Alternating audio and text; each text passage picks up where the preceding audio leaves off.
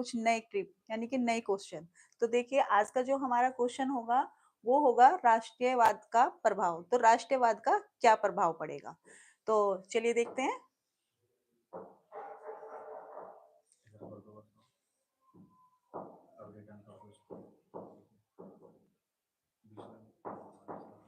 तो देखिए 1789 की फ्रांसीसी क्रांति का फ्रांस व यूरोप पर क्या प्रभाव पड़ा। आज का हमारा टॉपिक मेन यही है कि 1789 की जो फ्रांसीसी क्रांति हुई है उसका यूरोप पर क्या प्रभाव पड़ा है। तो देखिए उसका क्या प्रभाव पड़ा है। 1789 में फ्रांस में जो क्रांति हुई उसके फ्रांस और यूरोप पर निम्न व्यापक प्रभाव पड़े हैं। निम्न व्यापक प्रभाव पड़े हैं उसके, जैसे कि फ्रांस का प्रभाव, फ्रांस पर क्या प्रभाव पड़ा है। इसमें देखिए नंबर 1 हमारा है लुई वंश के शासक का अंत हुआ। क्या हुआ, जो लुई वंश के जो शासक थे उनका अंत हुआ है। किससे, फ्रांस पर, फ्रांस की क्रांति से। और उसके स्थान पर लोकतांत्रिक शासन की स्थापना हुई। देखिए लुई वंश के शासन का अंत हुआ है और उसके अंत पर लोकतांत्रिक शासन की स्थापना हुई है। इसके बाद में आगे देखिए सरकार द्वारा लोक कल्याणकारी राज्य कार्य किए गए। सरकार द्वारा क्या किए गए हैं, सरकार द्वारा किए गए हैं लोक कल्याणकारी कार्य किए गए हैं। ये देखिए जैसे जैसे क्या क्या किए गए हैं, सड़कों, पुलों, नहरों, अस्पतालों, बांधों, स्कूलों आदि का निर्माण किया गया है। तो क्या क्या किए गए हैं, लोक कल्याणकारी कार्य क्या क्या किए गए हैं, सड़कों का, पुलों का, नहरों का, अस्पतालों का, बांधों का, स्कूलों आदि का निर्माण किया गया है। नेक्स्ट इसमें हम देखते हैं समानता, स्वतंत्रता, भारतत्व की भावना से भरे हुए नए समाज की नींव रखी गई है। और क्या किया गया है, समानता, स्वतंत्रता, भारतत्व की भावना से भरे हुए नए समाज की नींव रखी गई है। क्या है मेन क्वेश्चन, देखिए क्वेश्चन में क्या लिखा है, फ्रांसीसी क्रांति का फ्रांस व यूरोप पर प्रभाव। फ्रांसीसी क्रांति का फ्रांस व यूरोप पर प्रभाव। तो देखिए ये क्या क्या प्रभाव पड़े हैं, सड़कों, पुलों, नहरों, अस्पतालों, बांधों, स्कूलों आदि का निर्माण करवाया गया है। समानता, स्वतंत्रता, भारतत्व की भावना से भरे हुए नए समाज की नींव रखी गई है।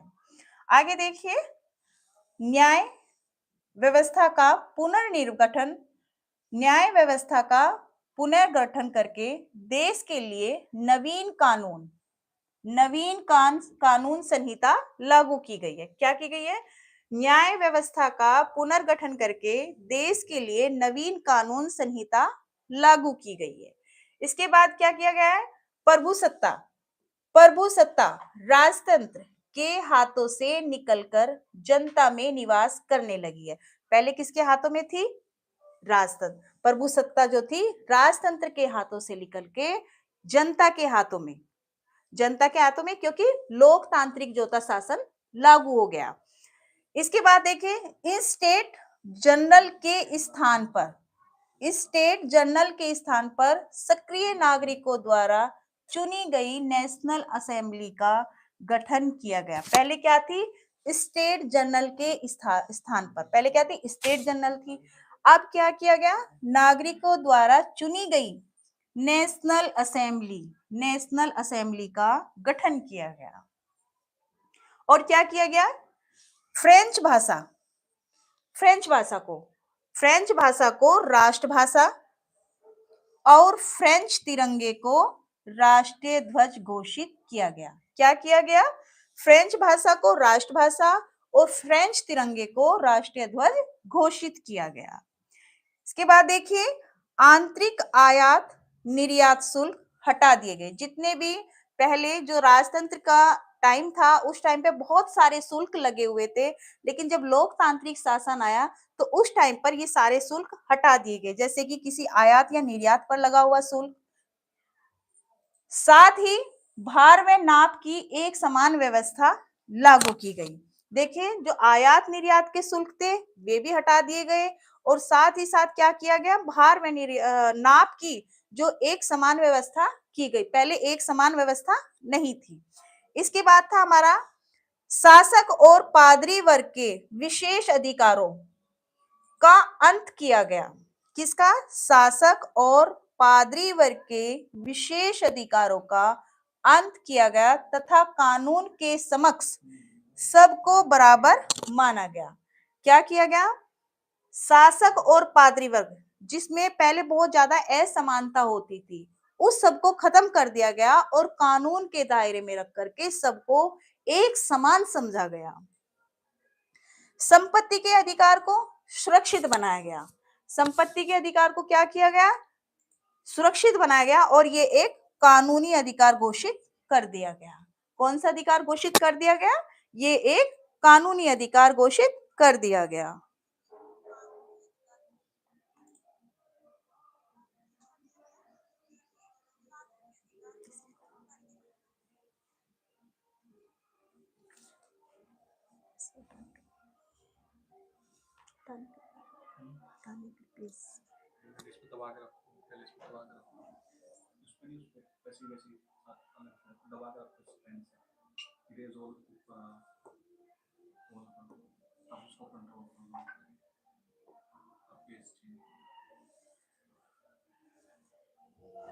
इसके बाद देखिए यूरोप पर प्रभाव। क्या? यूरोप पर प्रभाव देखिए इसके। यूरोप में भी राष्ट्रवाद को मजबूती मिली और राष्ट्र राज्यों का उदय होने लगा। क्या हुआ इससे? इसके यूरोप पर भी बहुत ज्यादा प्रभाव पड़े। वे फ्रांस पर पड़े, इसके बाद ये यूरोप पर पड़े। यूरोप पर क्या क्या प्रभाव पड़े? यूरोप में भी राष्ट्रवाद को मजबूती मिली और राष्ट्रीय राज्यों का उदय होने लगा। इसके बाद देखिए लोकतांत्रिक सिद्धांत को विश्व आधार मिला। लोकतांत्रिक सरकार को, किसको? लोकतांत्रिक सरकार को। पहले कौन सी सरकार थी? राजतंत्र सरकार थी। इसके बाद कौन सी है? लोकतांत्रिक। इसको विश्व आधार मिला। सरकार जनता द्वारा जनता के लिए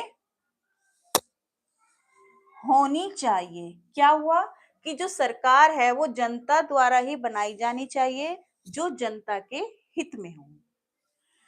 यूरोप में भी समाजवादी विचारधारा का प्रचार होने लगा।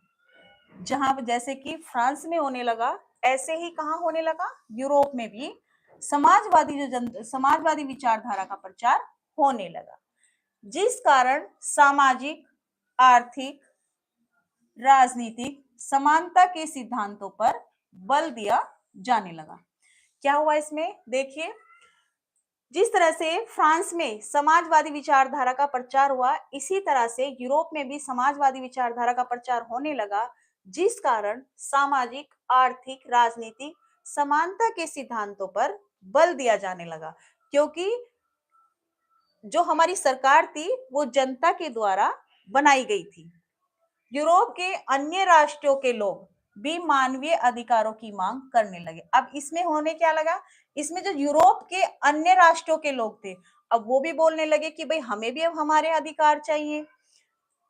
यूरोप के निरंकुश राजतंत्र ने अपने यहाँ क्रांतिकारियों का दमन करना आरंभ कर दिया। जब देखने लगा कि भाई राजतंत्र में सब लोग बहुत परेशान थे, सभी तरह के कर लगे हुए थे, अब लोकतांत्रिक शासन आया तो जनता को बहुत ज्यादा मतलब कि वो अपने तरीके से सब कुछ करने लगे, तो उन्हें यहाँ पर यूरोप के निरंकुश राजतंत्र ने अपने यहाँ क्रांतिकारी दमन करना आरंभ कर दिया। इस एक क्रांति ला दी, अन्य राष्ट्रों में भी क्रांति ला दी कि हमें भी लोकतांत्रिक शासन ही चाहिए।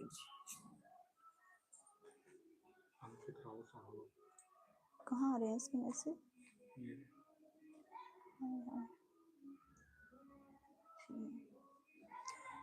नेक्स्ट पेज पर राइटिंग करो।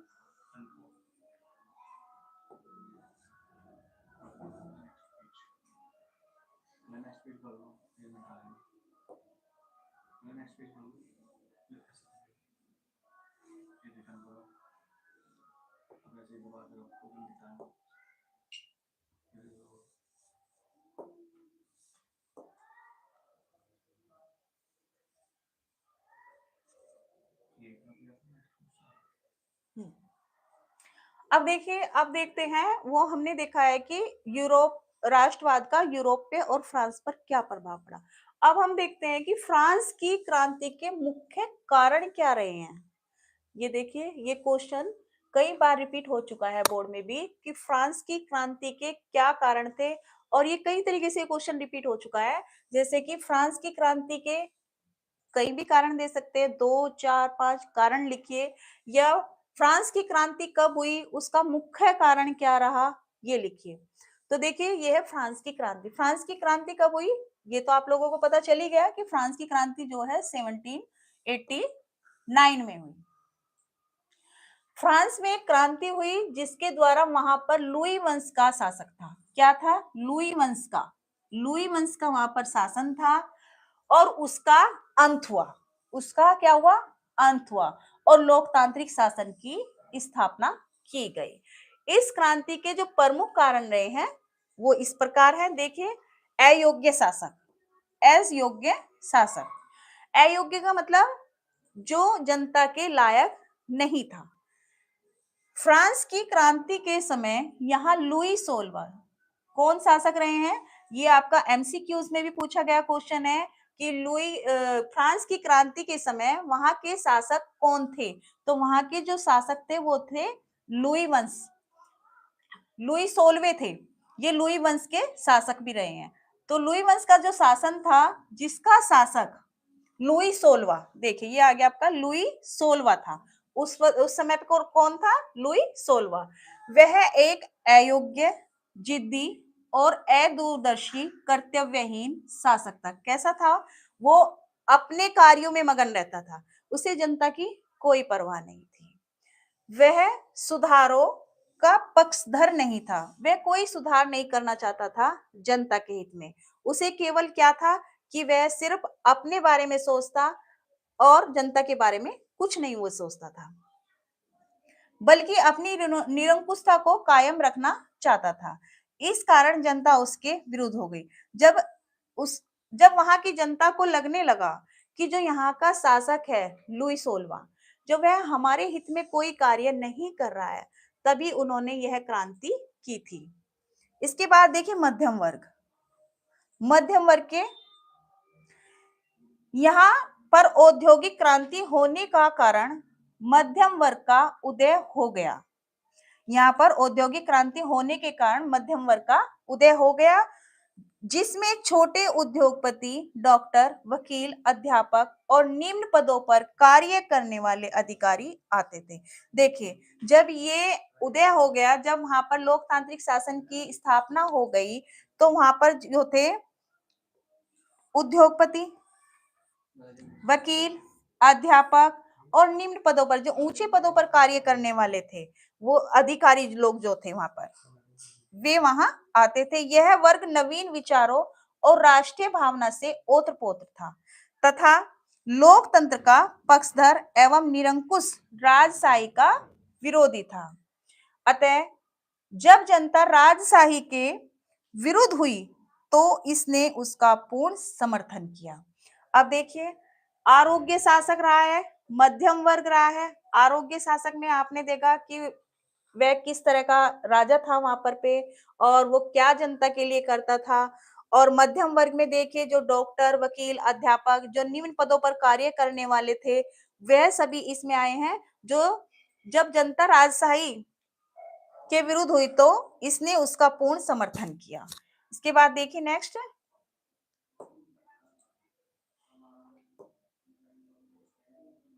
भाई मैं से बार बार बोल जाती हूँ।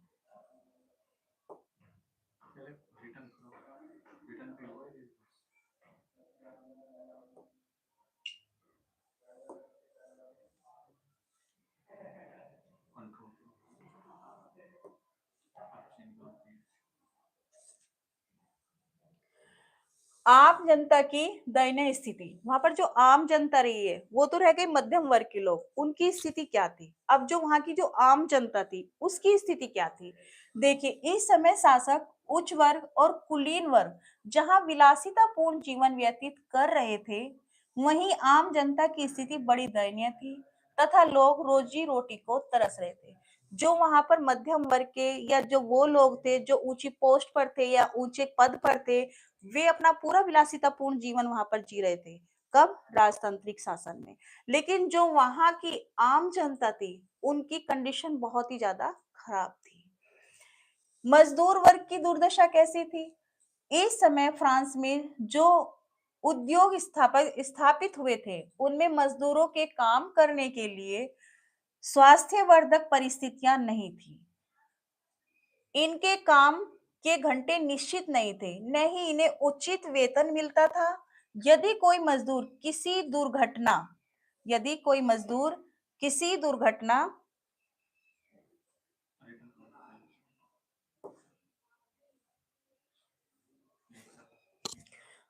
यदि कोई मजदूर किसी दुर्घटना का शिकार हो जाता था, तो उद्योगपति उसे मुआवजा नहीं देते थे। इस कारण इस वर्ग में असंतोष था। अवसर आते ही यह वर्ग क्रांति का पक्ष लेने लगा। देखिए क्या हुआ, आम जनता की हालत कैसी थी? आम जनता की हालत वहां पर बहुत ही दयनीय थी, बहुत ज्यादा बेकार थी। और जो उच्च वर्ग के लोग थे, जो अच्छी वकील थे, अध्यापक थे या कोई ऊंचे पदों पर कार्यरत थे, वो अच्छा जीवन व्यतीत कर रहे थे। लेकिन जो वहां पर मजदूर या ये मजदूर वर्ग के, मध्यम वर्ग के एक ही बात थी। मजदूर वर्ग जो थे, उनकी भी स्थिति बहुत ज्यादा खराब थी। उनसे घंटों घंटों काम कराया जाता था, उनके स्वास्थ्य का कोई ध्यान नहीं रखा जाता था, उन्हें कोई मुआवजा नहीं दिया जाता था। अगर कोई उनके साथ कोई दुर्घटना हो जाती थी, तो उनका किसी भी तरह का किसी मुआवजा से या किसी भी तरह की उनकी कोई सहायता नहीं की जाती थी। दार्शनिकों का प्रभाव देखिए। इस समय जो दार्शनिक वर्ग उचित हुआ, उसने जनता को प्रशासन की दुर्दशा, न्याय व्यवस्था की कमियों व फ्रांसीसी समाज की बुराइयों से अवगत कराया।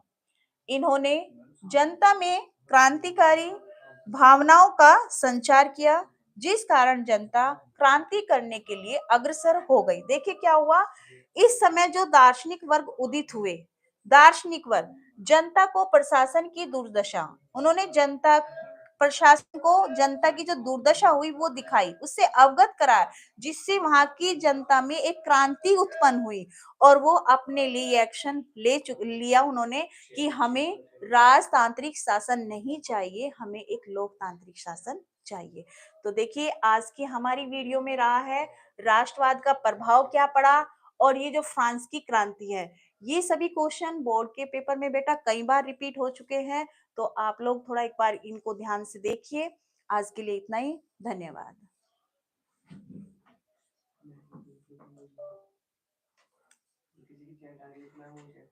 एक सेकंड है, कौन की तो कोई है, किसी की नहीं, मुझे तो लग रही हाय हाय लग रही है।